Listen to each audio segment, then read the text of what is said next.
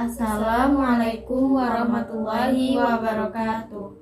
Perkenalkan, nama saya Petia Midwi Kurnia dengan NIM A1D120084.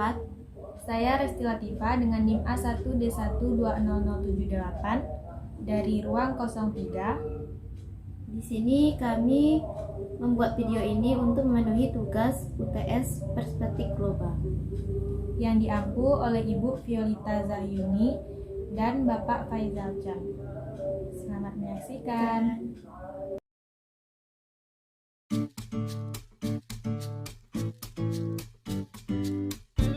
Pemanasan global atau global warming, atau sekarang lebih dikenal sebagai perubahan iklim global.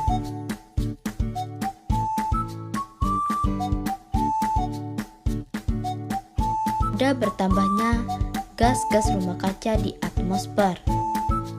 Tambahnya gas-gas rumah kaca di atmosfer yang menyebabkan terjadinya efek rumah kaca secara global. Setiap penyebab bertambahnya efek rumah kaca juga berkontribusi langsung terhadap pemanasan global.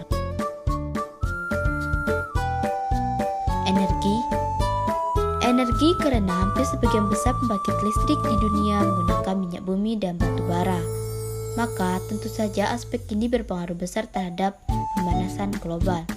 Karena permintaan listrik sangatlah tinggi dan semakin meninggi setiap tahun, pada saat ini berkontribusi terhadap pemanasan global sekitar seperempatnya.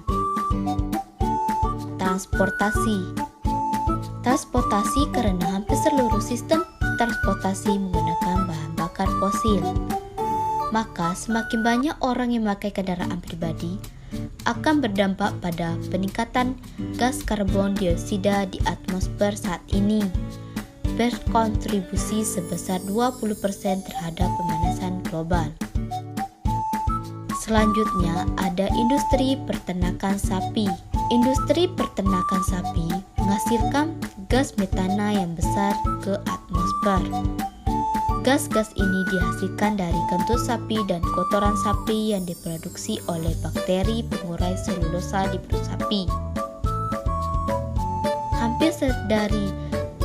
Hampir setengah dari penyebab pemanasan global disebabkan oleh hal ini, karena masifnya industri di seluruh dunia karena konsumsi susu daging sapi oleh manusia yang begitu besar. Selanjutnya ada industri pertanian.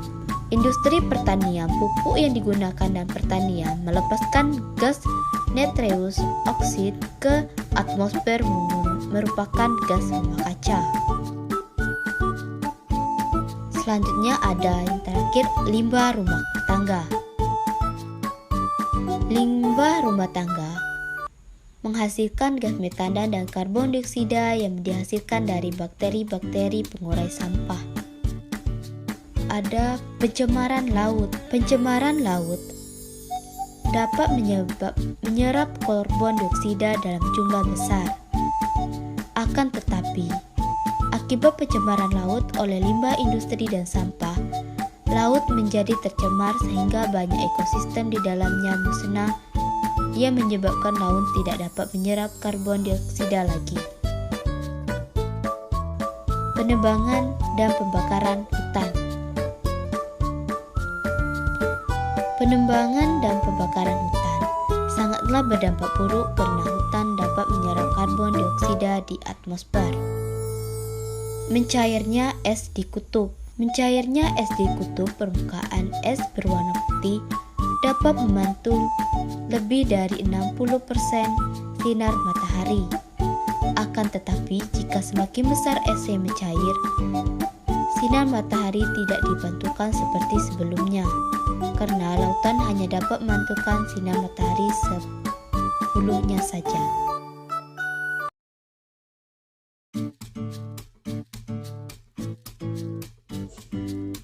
Mencairnya es.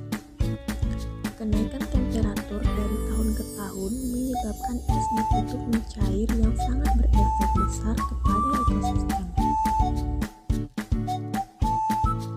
Meningkatnya ketinggian air laut. Hal ini diakibatkan karena es kutub yang mencair yang menyebabkan kota-kota besar di dunia akan lumpuh karena sebagian besar terletak di sepanjang garis pantai. naiknya temperatur secara konstan. Karena suhu makin memanas setiap tahun, tentu saja ini menjadi berbahaya bagi makhluk hidup, khususnya kita manusia. Musim kemarau akan lebih panjang. Pada sebagian besar wilayah di dunia, terutama di wilayah dua musim seperti Indonesia, musim kemarau akan menjadi lebih panjang. Badai dan tornado menjadi lebih kuat dari biasanya. Akibat efek ini, banjir akan melanda makin banyak wilayah di dunia setiap tahun.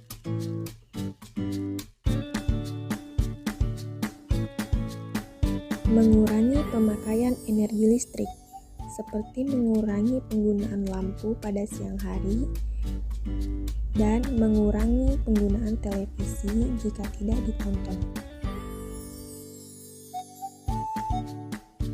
Mengurangi pemakaian plastik dan limbah yang tidak dapat didaur ulang. Agar kita tidak mencemari lautan, kita dapat mengganti kantong plastik dengan shopping bag. Memakai kendaraan umum. Beralih dari kendaraan pribadi ke kendaraan umum dapat mengurangi jejak karbon dioksida yang kita hasilkan, seperti mengurangi penggunaan mobil, motor, dan kita bisa menggunakan kendaraan yang ramah lingkungan seperti sepeda atau bahkan bisa berjalan kaki. Reboisasi. Reboisasi atau menanam pohon dapat mengurangi kandungan karbon dioksida di atmosfer. Sekian video dari kami. Terima kasih telah menyaksikan. Wassalamualaikum warahmatullahi wabarakatuh.